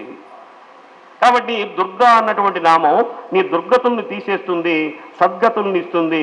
అందుకనే అమ్మవారి యొక్క నామం కూడా సద్గతి ప్రద అన్నటువంటి ఒక నామం ఉంది అమ్మవారికి. సద్గతులు ఇచ్చేటటువంటి తల్లివి తల్లి. అందుకనే నువ్వు ఒక్కసారైనా సరే నీవు రోజులో దుర్గా అన్నటువంటి నామాన్ని పలకమన్నాడు. అందుకని అమ్మవారు కూడా అలా బెదవాడ కనకదుర్గ అట్లా కూర్చొని ఉంటుందట. ఎందుకు కూర్చొని ఉంటుందయా అమ్మవారు అలా హాయిగా ఎందుకు కూర్చొని ఉంటుందంటే ఎవడైనా నా బిడ్డ నా దగ్గరికి వచ్చి అమ్మా నాకు ఇది కావాలమ్మా అని అడుగుతాడేమో, అడిగితే వాడి కోరిక తీరుద్దామని చెప్పి అమ్మవారు ఉంటుందట. అమ్మవారు ఆమె కాళ్ళు పట్టుకోకుండా మనం నాకు ఆయన తెలిసిన ఆయన, నాకు ఈయన తెలిసిన ఆయన పట్టుకుంటే పని అవుతుందని వాళ్ళ కాళ్ళు వీళ్ళ కాళ్ళు పట్టుకుంటాడు కానీ నా దగ్గరికి రాడే అని అమ్మవారు కూడా వెయిట్ చేస్తున్నటువంటి సందర్భాన్ని మనకి ఈ దుర్గా అన్నటువంటి నామంతో చెప్పి ఆ దుర్గాదేవి సాక్షాత్తు అక్కడ కూర్చొని నన్ను ఒక్కసారి పిలువురా, నీ కోరికలు నేను తీర్చడానికి సిద్ధంగా ఉన్నానని చెప్పి అమ్మవారు ఎదురు చూస్తూ ఉంటుందట. కాబట్టి ఈ దేవి శరన్నవరాత్రులు ఈరోజు జరిగినటువంటి ఈ శరన్నవరాత్రులు ఏ విధంగా ఉన్నాయంటే మనందరం కూడా శివుడికి ఆరాధ్యమైనటువంటి కాలం ఇది, అమ్మవారికి కూడా ఆరాధ్యమైనటువంటి కాలం. అందుకనే నమస్తే శరణ్యే శివే సానుకంపే, నమస్తే జగద్వ్యాపికే విశ్వరూపే, నమస్తే జగద్వంద్య పారాదివిందే, నమస్తే జగత్తారిణి త్రాసి దుర్గే అని అమ్మవారిని నిరంతరం కూడా దుర్గా దుర్గా దుర్గా అన్నటువంటి నామస్మరణ చేయమన్నాను. అనాథస్య దీనస్య కృష్ణాతురస్య భయార్థస్య భీతస్య బద్ధస్య జంతోహో త్వమేక గతిర్దేవి నిస్తారకర్త్రి నమస్తే జగత్తారిణి త్రాసి దుర్గే. అమ్మా అనాథస్య, నేను అనాథను తల్లి. ఈ ప్రపంచంలో నా అన్న వాళ్ళందరూ ఉన్నారు, మమ్మల్ని అందరినీ కూడా ఆఖరిలో శ్మశానానికి తీసుకువెళ్ళినప్పుడు నన్ను ఒంటరిగా అక్కడ వదిలేసి వెళ్తున్నారు తల్లి, నేను అనాథను తల్లి అని వేడుకుంటే పరమశివుడు పార్వతీదేవి చెప్పాడట. పార్వతీదేవి అడిగిందట, ఏమయ్యా నీకు కమ్మగా కైలాసం ఉంది, అసలు నీ చేతిలో ఉన్నటువంటి ఆ శివధనుస్సే బంగారపు కొండ, బంగారంతో చేసినటువంటి శివధనుస్సు, నీకు మా మా మీ మామగారు హిమవంతుడు ఎట్లాంటి వాడు, బాగా కోటీశ్వరుడు, నీకు ఇంతమంది ఇంత ఇది ఉంటే ట్రిపుల్ బెడ్రూమ్ కూడా మీకు కట్టిస్తాను, కావాలంటే ఒక విల్లా అయినా కట్టిస్తాడు కదా మా నాన్నగారిని అడిగితే నువ్వెందుకు ఆ శ్మశానంలో ఉంటావంటే అప్పుడు ఆయన ఒక అద్భుతమైనటువంటి మాట చెప్పాడు. పార్వతి, నేను పిచ్చివాడిని అక్కడ ఉండటం లేదు, చనిపోయినటువంటి నా బిడ్డని భార్య ఇంటి వాకిటి వరకే వస్తుంది, బంధువులందరూ శ్మశానం దాకా వస్తారు, శ్మశానంలోకి ఆ నలుగురు మోసినటువంటి వాళ్ళు నలుగురు వస్తారు, మా ఆఖరిలో నాకు కొలివి పెట్టినటువంటి వాడు కూడా వెనక్కి చూడకుండా వెళ్ళిపోతూ ఉంటాడు, నన్ను ఒక్కడిని అనాథగా వదిలిపెట్టి వెళ్ళిపోతుంటారు అని ఆ ప్రేత ఏదైతే ఉంటుందో, చనిపోయినటువంటి ఆ పార్థివ దేహం ఏదైతే ఉంటుందో అది బాధపడుతూ ఉంటే అది నేను చూసి తట్టుకోలేను, వీళ్ళందరూ కూడా నా బిడ్డలే. అప్పుడు వాడు అనుకుంటూ ఉంటాడా, అరే నిన్న దాకా ఎండాకాలం వచ్చిందే, ఏసీ వేసుకోకపోతే నిద్ర పట్టలేదే అని ఏసీ వేసి పండుకున్నటువంటి వాడు, అరే దోమలు కుడుతున్నాయని మస్కిటో కాయలు పెట్టుకున్నటువంటి వాడు, అరే మంచి వాసన రావట్లేదు పక్కనేదో వాసన వస్తుందని ధూపం వేసుకొని పండుకున్నటువంటి వాడు ఈరోజు ఒక్కడిగా కట్టెల మీద అలా కాలిపోతూ ఉంటే ఆ బిడ్డ భయపడుతూ ఉంటే ఈ ప్రేతాల దగ్గరికి, ఒరేయ్ మీరెవ్వరూ భయపడవద్దు, నిన్ను కాపాడటానికి నేనున్నాను రా, ఈ జగత్తుకు కారణమైనటువంటి వాడిని, ఆ పార్వతీదేవి తల్లి అయితే నేను తండ్రిగా నా బాధ్యత నిన్ను భయపడకుండా చూసుకోవాలి అని వాడిని నా ఒళ్ళోకి తీసుకోవటానికి నేను ఈ శ్మశానంలో ఉన్నాను, కానీ నాకు ఏమీ లేక కాదు పార్వతి అని పరమేశ్వరుడు ఆ పార్వతీదేవికి చెప్పినటువంటి సందర్భం. అందుకని పరమేశ్వరుడు ఆ శ్మశానంలో ఉంటాడని చెప్తున్నాడు. అందుకనే మాతాచ పార్వతీదేవి పితాదేవు మహేశ్వర. ఆ పరమేశ్వరుని మనం చక్కగా ఆరాధన చేయాలి. ఎలా ఆరాధన చేయాలి అంటే మనకి శివాలయానికి వెళ్ళామనుకునే పైన దారాపాత్ర ఉంటుంది, దారాపాత్రలోంచి నీళ్లు టపా పడుతూ ఉంటాయి. అందుకనే ఒక అద్భుతమైనటువంటి మాట చెప్పారు, దారాపాత్ర నుంచి నీరు జారిన ఎట్లు క్షణక్షణము బ్రతుకు జారిపోవు, బొట్టు బొట్టు లింగమూర్తిని చేరిన ఎట్టు క్షణక్షణము శివుని స్మరణ కిడుము. మనం పోతాం శివాలయంలోకి వెళ్తాం, శివాలయంలోకి వెళ్తే పైనుంచి ఆ ధారాపాత్ర నుంచి ఒక్కొక్క బొట్టు కింద పడుతూ ఉంటుంది. ఒక్కొక్క బొట్టు పడితే మనకు ఎలా అనిపిస్తుంది? టప టప టప అని మనకు వినిపిస్తుంది. కానీ ఆ నీటి బొట్టు ఏమనుకుంటుందో తెలుసా? మనకి టప అని వినిపిస్తే దానికి శివ శివ శివ అంటూ పడుతుందట. ఆ నీటి బొట్టు పడుతూ శివ శివ శివ అని స్వామివారి యొక్క లింగం మీద పడుతూ ఉందట. ఆ లింగం మీద పడుతుంటే మనం చూస్తూ ఉంటాం. మనం దాన్ని చూసి ఏమి తెలుసుకోమన్నాడంటే క్షణక్షణము బ్రతుకు జారిపోవు అన్నాడు. ఏమయ్యా, నీ జీవితం అనేది స్వామివారి యొక్క ధారాపాత్ర అయితే దాంట్లో ఉన్నటువంటి నీళ్లు ఏమవుతాయంటే నీ జీవితం రా. ఒక్కొక్క బొట్టు ఏ విధంగా అయితే జారిపోతుందో నీ జీవితం కూడా అలానే జారిపోతుంది. ఈ జారిపోయినటువంటి జీవితం ఎక్కడికి చేరాలి అంటే శివుడి సన్నిధికి చేరాలి అన్నటువంటి ఒక యథార్థమైనటువంటి సత్యాన్ని బొట్టు బొట్టు లింగమూర్తిని చేరిన ఎట్లు క్షణ క్షణము శివుని స్మరణ కిడుము. నిరంతరం కూడా శివ శివ శివ శివ అని ఎవరైతే స్వామివారి యొక్క నామస్మరణ చేస్తుంటారో వాళ్ళందరికీ కూడా ఆ పార్వతీ పరమేశ్వరుల యొక్క అనుగ్రహం ఈ సంవత్సరం పాటు అందరికీ ఉండాలని, ఆ లలితా పరాభట్టారి యొక్క అనుగ్రహం మనందరికీ ఉండాలని, మనందరం కూడా లోకా సమస్త సుఖినో భవంతు అన్నటువంటిది ఏదైతే మన వాళ్ళు పెద్దవాళ్ళు చెప్పారో మన హిందూ సనాతన ధర్మంలో లోకా సమస్త సుఖినో భవంతు అని మనకి చెప్పినటువంటి ఆ వాక్యం ఏదైతే ఉందో అది మనందరం కూడా తూచా తప్పకుండా పాటించాలి. మనకి ఈరోజు ఈ అమ్మవారు లలితా పరాభట్టారిక అన్నాం, మరి అట్లానే వారాహి అమ్మవారు అన్నాం, మరి అలానే శ్యామలాదేవి అన్నాం. మరి ఎవరయ్యా ఈ లలితా పరాభట్టారిక అంటే మన అందరికీ తెలిసినటువంటి తల్లి. ఆ లలితా పరాభట్టారికకి మంత్రినిగా ఉన్నటువంటి ఆమె శ్యామలాదేవి. ఆ లలితా పరాభట్టారికి దండనాయికగా ఉన్నటువంటి ఆమె వారాహి. ఈమె ఈ లలితా పరాభట్టారిక ఆమె బండాసురుడు అన్నటువంటి వాడిని సంహరించడానికి ఉద్భవించినటువంటి తల్లి, ఆవిర్భవించినటువంటి తల్లి. మహిషాసురుణ్ణి మదించడానికి అమ్మవారు మహిషాసుర మర్దనిగా ఏ విధంగా అవతరించిందో ఈ బండాసురుడు అన్నటువంటి వాడు ఈ మహిషాసురుడి కంటే 1000 రెట్లు పెద్దవాడు, ఇంకా గొప్పవాడు. అటువంటి వాడిని సంహరించడానికి అమ్మవారు ఆవిర్భవించిందట. అమ్మవారు ఆవిర్భవిస్తే అప్పుడు ఏమీ లేదు, అమ్మవారు ఒక్కటే ఉందట. అమ్మవారు రథం ఒక్కటే ఉందట. ఆ ఒక్క రథమే ఉంది, ఆ రథం మీద అమ్మవారు మాత్రమే ఉంది. ఇప్పుడు వాడిని సంహరించాలని చూస్తే ఆ బండాసురుడు కోట్లాది మంది రాక్షసులతో ఉన్నాడంట. విసుక్రుడు అన్నటువంటి ఒక గొప్ప సైన్యాధిపతి అమ్మవారి దగ్గర ఉన్నాడట. అమ్మవారు ఒకసారి పరికించి చూసింది, మరి నేను ఒక్కదాన్నే ఉన్నాను, వీడేంది ఇంతమంది ఉన్నారు అంటే అవిద్య అంటే అజ్ఞానంతో కూడినటువంటి రాక్షసులు ఇంతమంది ఉన్నారు, జ్ఞానంతో కూడినటువంటి నేను ఒక్కదాన్ని ఉన్నాను అంటే ఏమిటంటే అజ్ఞానులు ఎంతమంది ఉన్నా సరే జ్ఞాన సంపన్నుడు ఒకడుంటే చాలు. గంగి గోవు పాలు గరిటెడనేమి కడివిడనేమి కరము పాలు. కాబట్టి గంగ గోవు పాలు గరిటున్నా చాలు, అట్లాంటి వాడు ఒక్కడు పుట్టినా చాలు. కాబట్టి అటువంటి వాడు అట్లా అమ్మవారు అనుకొని ఒక్కసారి ఆమెలో నుంచి కుడివైపు నుంచి, అందుకనే భజేచి శ్రీచక్ర మధ్యస్థాం దక్షిణ ఉత్తర యోస్తదా శ్యామా వార్తాళి సంసేవ్యాం భవానీం లలితాంబిక అన్నారు.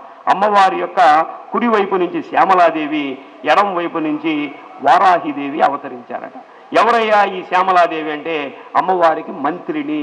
ఈ శ్యామలాదేవి ఉద్భవించగానే ఈ అయిపోయింది. ఈ లలితా పరాభట్టారిగా ఆ శ్యామలాదేవిని దగ్గరికి పిలిచి అమ్మవారి యొక్క కుడి చేయిని లలితా పరాభట్టారిగా అమ్మవారి కుడి చేయిలోకి తీసుకుందట. తీసుకొని ఆమె కుడి చేతికి ఉన్నటువంటి ఆ ఉంగరం ఏదైతే ఉంటుందో రాజచిహ్నం, ఆ చిహ్నం తీసుకొని అమ్మవారికి తొడిగిందట ఆ శ్యామలాదేవికి. శ్యామలాదేవి దొరికి ఇక నువ్వే మంత్రినివి, ఈ రాజ్యాన్ని నువ్వే చేయాలంటే ఇప్పుడు వాడితో యుద్ధం చేయడానికి ఒక శక్తి కావాలి, ఆ శక్తే వారాహి. ఆమె దండనాయికి. ఆ దండనాయికి ఆ వారాహి అవతరించి ఆ బండాసురుడు లాంటి వాడిని సంహరించినటువంటిది. అంటే ఈ లలితలో నుంచి వచ్చినటువంటి వాళ్లే శ్యామలాదేవి, ఈ వారాహి అమ్మవారు. కాబట్టి ఈ అన్ని రూపాలు మనకి ఆ ఏకంలో నుంచి అనేకం ఉద్భవించినట్టు తెలుస్తుంది. ఈ అనేకమైనటువంటి స్వరూపాలే ఏకరూపం అన్నటువంటిది మనకు అర్థమవుతుంది. కాబట్టి ఈ ఆది పరాశక్తిలో నుంచి వచ్చినటువంటివే ఇవన్నీ కూడా. కాబట్టి అటువంటి ఆ లలితాదేవి గురించి, ఆ శ్యామలాదేవి గురించి, అలానే వారాహి ఆ అనుగ్రహం మనందరికి కూడా లభించాలని ఒక అద్భుతమైనటువంటి ఈరోజు ఈ ఉపన్యాసాన్ని చెప్పుకునేటటువంటి అదృష్టాన్ని మనకి సంతపేట సాయిబాబా మందిరం అధ్యక్షులు అలహరి చెంచలరావు గారు మనకి ఏర్పాటు చేయడం జరిగింది. నేను అన్నగారు మొన్న కూడా మాట చెప్పాడు, మీరు ఎన్ని రోజులైనా ఇక్కడ చెప్పండి, నేను అన్ని ఏర్పాటు చేస్తానని చెప్పాడు. మా మహిళా సేన ఈ వాళ్ళందరికీ కూడా నేను చెప్పాను, 2 సంవత్సరాల నుంచి తిరుప్పావై చెప్తున్నాను, వీళ్ళందరూ కూడా నేనంటే అభిమానం కాబట్టి ఈరోజు ఇంతమంది నా కోసమని వచ్చారు. నాకు అదృష్టం, నా కోసం వచ్చినటువంటి వాళ్ళే వీళ్ళు నిజంగా. కాబట్టి మీరందరూ కూడా నా మీద ప్రేమతో వచ్చినటువంటి వాళ్ళే. కాబట్టి అమ్మవారి యొక్క అనుగ్రహం మనందరికీ ఈ రూపంలో ఉంది.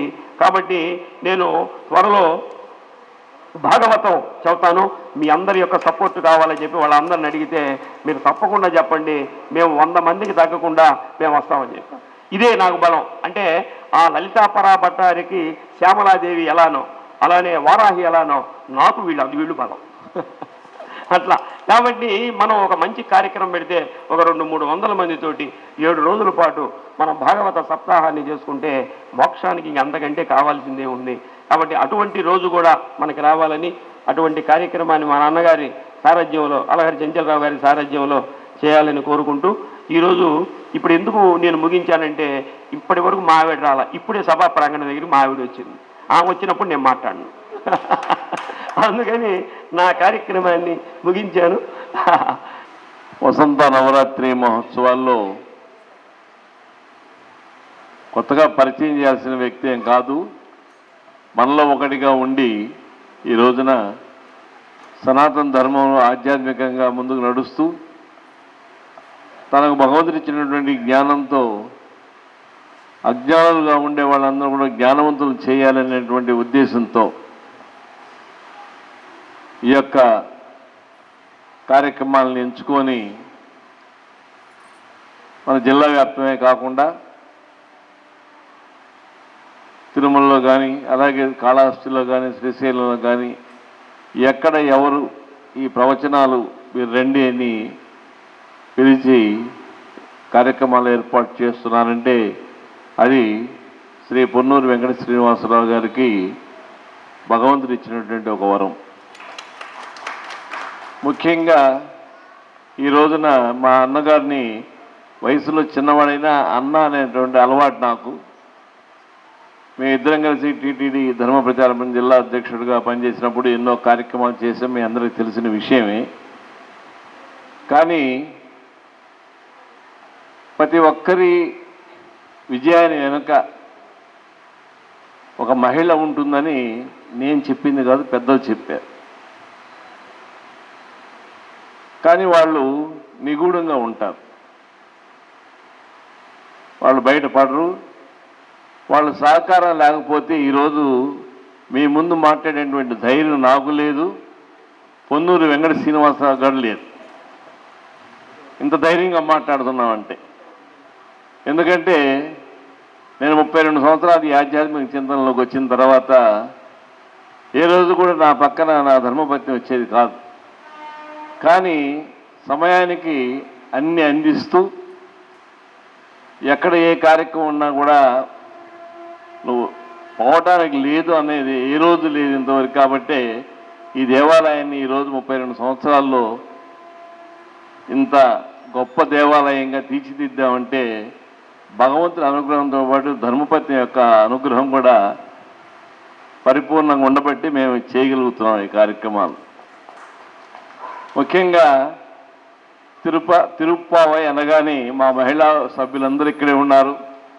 ఒంగోలులో తిరుప్పావై జరిగితే మన సంతపేట సాయిబాబాకి వెళ్ళాలి అనేటువంటి ఆ విధంగా తిరుప్పావైని మా మహిళా విభాగం సభ్యులందరూ కూడా నేర్చుకొని వాళ్ళందరూ కూడా మన కుమారి అయితేమి ఇక్కడ ఉండే అందరు మహిళలందరూ కూడా మీ అందరి సహకారం లేకపోతే ఆ తిరుప్పావై 30 రోజులు చేస్తున్నామంటే దానికి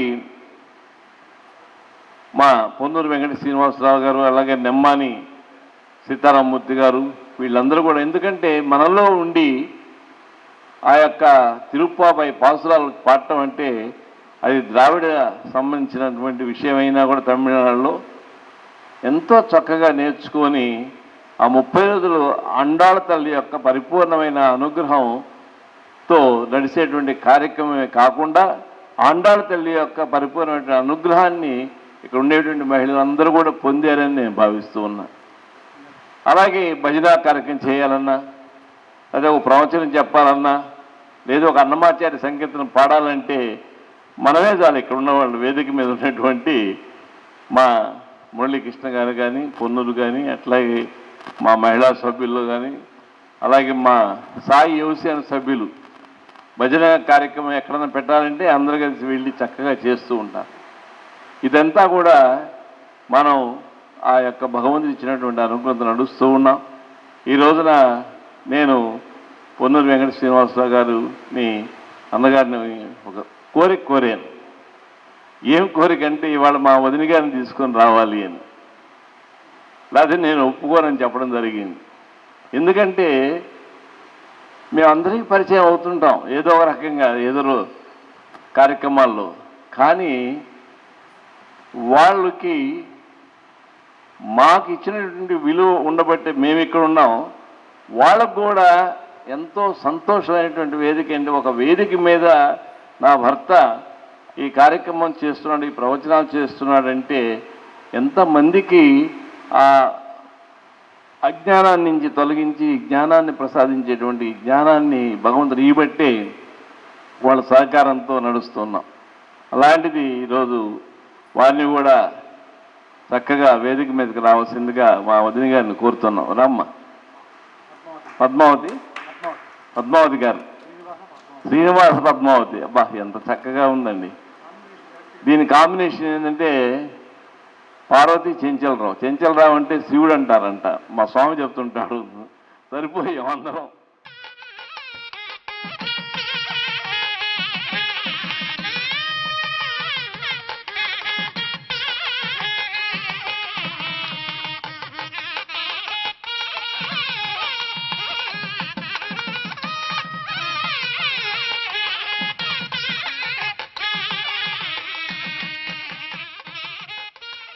అనంతరాజాయ సర్వస్తోమాతరాత్రోత్తమమహద్భవతి సర్వస్యార్థే సర్వస్వజిత్తే సర్వదేవతేనాప్నోతి సర్వం జయతి శతం జీవశతమనిత్యతమిదమో భవతి శతమితి శతం దీర్ఘమాయుః మూర్తయేనావద్ధయంతి శతమేన సాత్మానం భవతి శతానందం భవతి శతమైశ్వర్యం భవతి శతమితి శతం దీర్ఘమాయుః శతమానం భవతి శతాయుః పురుషः శతేంద్రియ ఆయుష్యేంద్రియే ప్రతిష్టతి.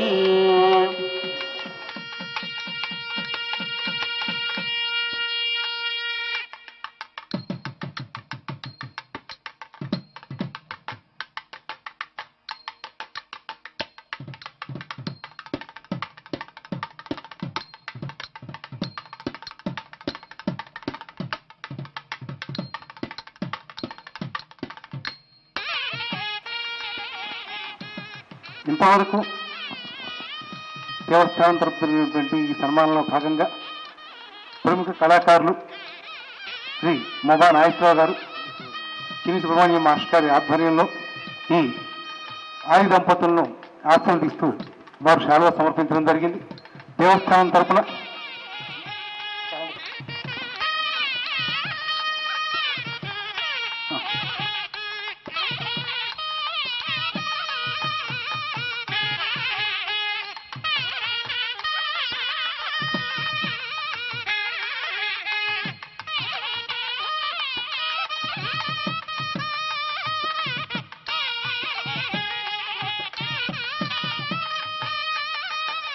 ఇన్ని దేవస్థానాలను ఈనాడు సనాతన హైందవ సాంప్రదాయాన్ని వ్యాప్తి చేయడానికి తను కూడా ఒక సమితిగా మారినటువంటి ఆ పురుషోత్తముడికి వెన్నంటి ఉండి నిరంతరము శివుడికి పార్వతిలాగా సాక్షాత్తు వెంకటేశ్వర స్వామికి మా అత్తగారు పద్మావతి గారు తోడి ఉండటం అనేటువంటిది చాలా గొప్ప విషయం.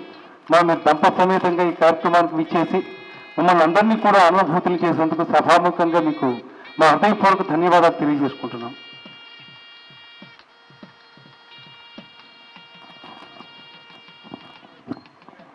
ఈ వసంత నవరాత్రుల్లో భాగంగా ప్రవచనం చేసిన సోదరుడు శ్రీ పొన్నూరు శ్రీనివాసులుకి అభినందనలు తెలుపుతూ, ఎన్నో ఏళ్లుగా మేమిద్దరం కూడా చాలా ఈ ఆధ్యాత్మిక పరిచయం ద్వారా బాగా దగ్గరయ్యాము.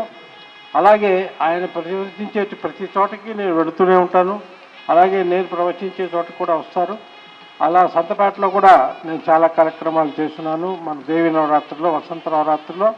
మరి ఆయన ఇదే కాకుండా శ్రీశైల దేవస్థానం కానీ, తిరుపతి టీటీడీ వాళ్ళ దేవస్థానం కానీ, ఇతర పెద్ద పెద్ద దేవస్థానాల్లో వారి ప్రవచనాన్ని వినిపించటువంటి భగవంతుడు వారికి ఇచ్చినటువంటి మంచి పూర్వజన్మ పుణ్యం. ప్రత్యేకించి ఒంగోలులో ఇందాక చంచలరావు గారు చెప్పినట్టుగా తిరుప్పావై అంటే పొన్నూరు శ్రీనివాసుడే కాబట్టి తెల్లవారుజామున చక్కగా చేస్తూ ఆ తిరుప్పావై ప్రవచనాలలో కూడా ఆయన బాగా దిట్టయ్యారు.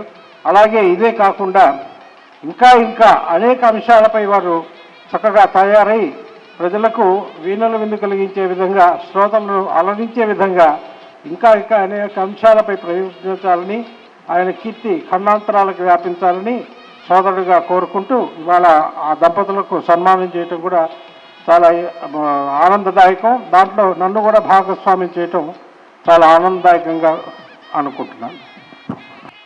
సోదరుడు శ్రీనివాసులు గారికి అభినందనలు. ఇవాళ చాలా గొప్పగా చెప్పారు, చాలా తెలియని విషయాలు చెప్పారు. చాలా సంతోషం అండి. ముఖ్యంగా పరాభవ సంవత్సరంలో లలితా పరాభట్టారిక యొక్క పేరు ఉందనేది చాలా గొప్ప విశ్లేషణ. అలాగే పరాభవ అంటే నువ్వే ఆ పరాభట్టారిక అవు అనే వాక్యం, ఆ వాక్యానికి అది కూడా అర్థం వస్తుంది అనేది చాలా గొప్పగా ఉంటుంది. సుబుద్ధి భవ, బుద్ధి గలవాడు కమ్ము అన్నట్టుగా పరాభవ, నువ్వే పరాభట్టారిక అయిపో అని చెప్తోంది ఈ సంవత్సరం మనందరికీ భగవంతుడి ఆశీస్సులు ఉండాలని కోరుకుంటూ, శ్రీనివాస్ గారి భార్య పేరు పద్మావతి అవటం ఎంతో విశేషంగా, విచిత్రంగా, అద్భుతంగా ఉంది. అభినందనలు, మరీ అభినందనలు.